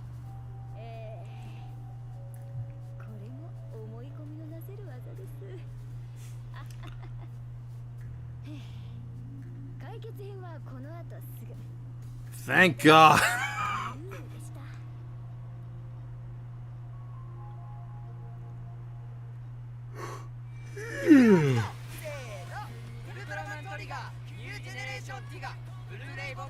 Brands Film says the old howling Raph win is back.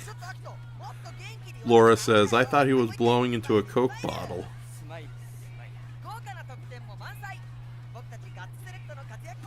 Doomzilla says, so I found out that I'm a pro at playing the piano yesterday, and it wasn't so much fun. I said to myself that I will never do this again. Hey everyone in the chat, what did you have for lunch today? Or dinner?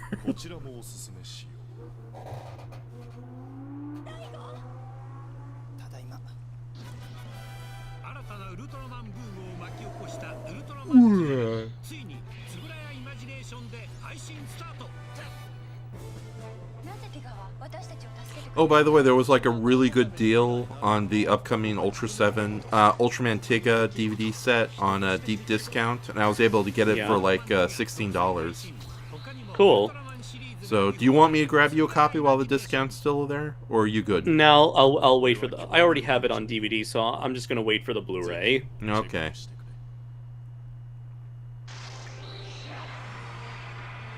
By that I mean the Funimation Blu-ray, the Funimation DVD.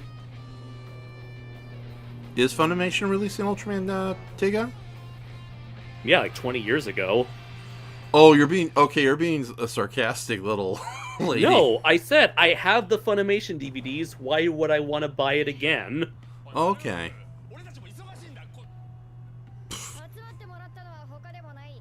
Talk to the hand. Well, they think it's a murder mystery now.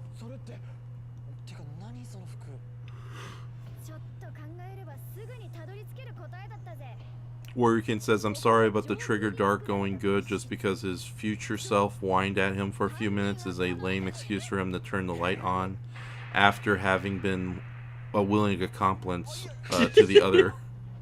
What? The face again. Oh. It's like the director specifically told him, make the goofiest ass face you can possibly make. Yeah, goofier! Goofier! He does have goofier! Yeah, no, this actor does have a really good face for comedy. Like, I'm almost kind of sad they don't make, like, a full-on, just comical Ultraman series next season and have him star in it. He's as expressive as Professor Kaiju. If only he produced more content for us to see that talent. And watch Rodan for once, damn it. I invited Professor Kaiju. Oh, I can't. I don't have time to do it. I've only ever heard of these things. I don't even know where I can even see them, unless it's Gridman or Dynazenon. I offered, let's do a live stream together and watch Rodan, and he was very hesitant. Oh, I don't know. I don't think I can do it. It's not Gridman, though. I can only watch Gridman. Ladies and gentlemen, my co-host is... Oh, wait a minute. Okay, the captain's okay.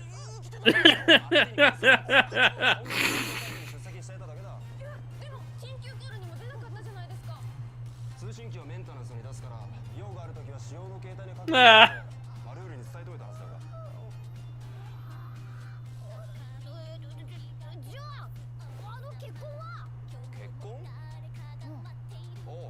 It's paint. Mm-hmm. It's jam.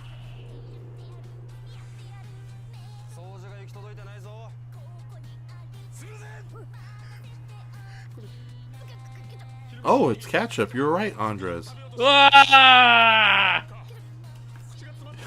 You win the bet. Why are you carrying ketchup in your pockets? Well, when you think about it, a lot of restaurants don't have very reliable ketchup dispensers. Like, they make great fries. So, yeah, I think carrying your own ketchup would be a good idea. What's with the cute theme song? It's a little too much. Because everything's all goofy and whimsical right now? Yeah.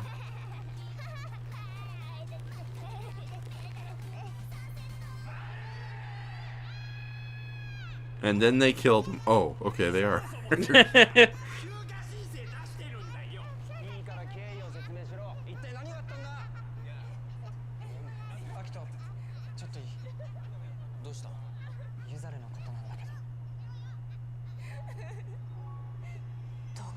Oh, now serious plot?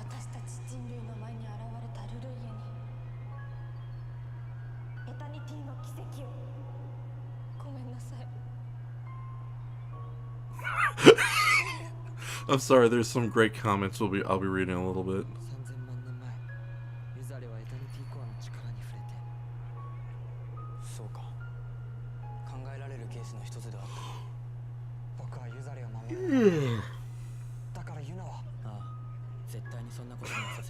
Warrior King says throw Marlulu from the ship. Chuck his ass out and see if he grows giant, like in the episode. Metron Saiyans can fly. Which is why all the more reason to chuck him out the window. Into the cold, cold air.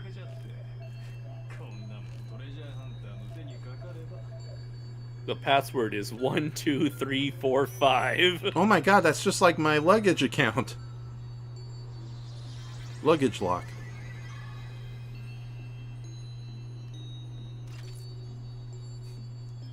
This is what I think Brayton does when we're not hanging out with him at G-Fest. He's in the hotel room just going through our luggage.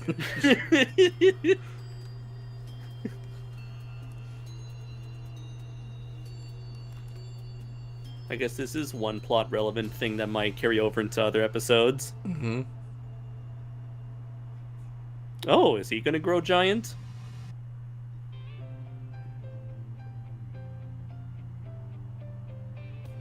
Okay, let's...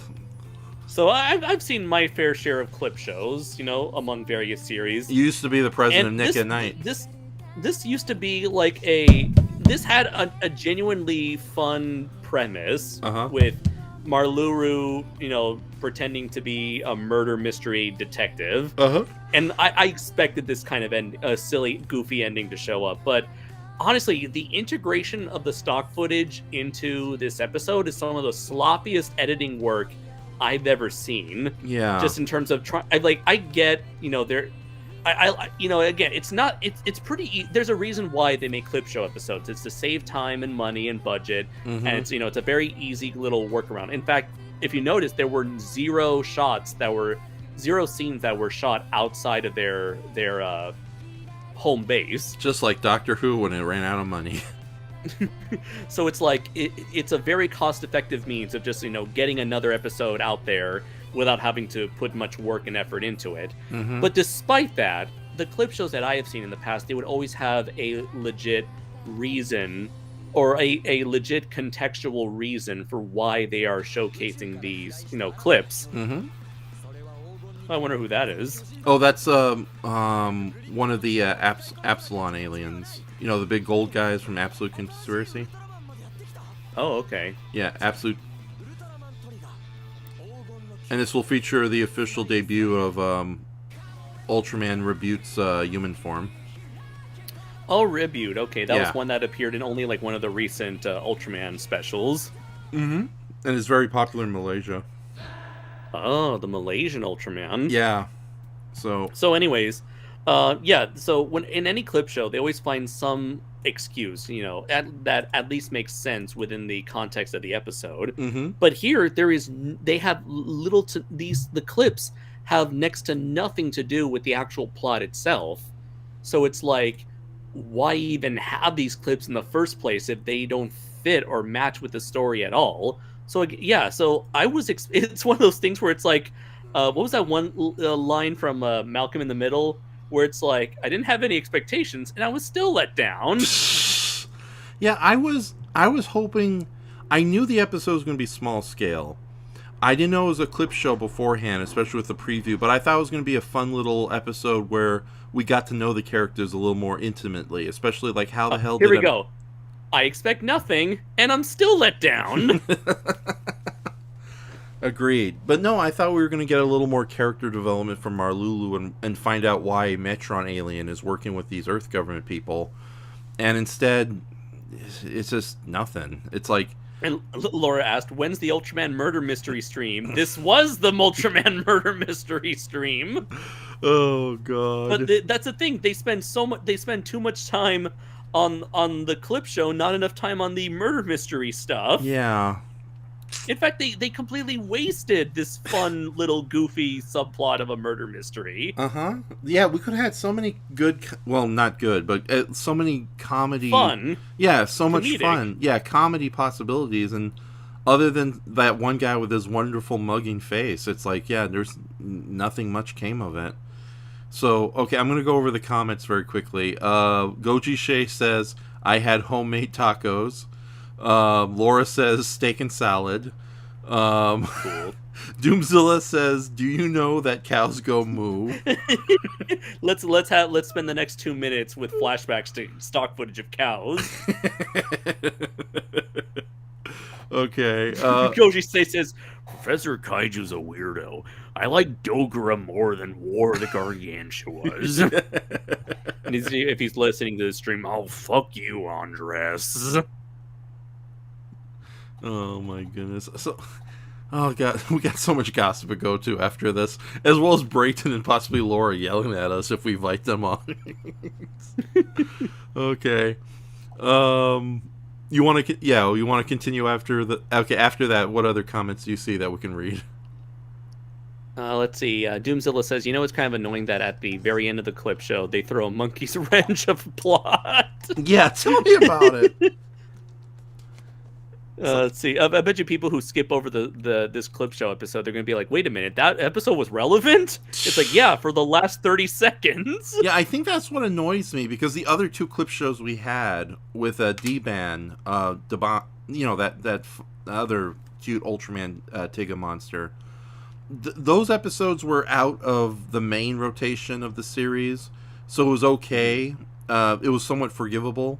But here, though, they kind of wasted a whole episode when we only have, less than 12 left to go to tell the rest of the story. So it just feels a little bit like wasted time.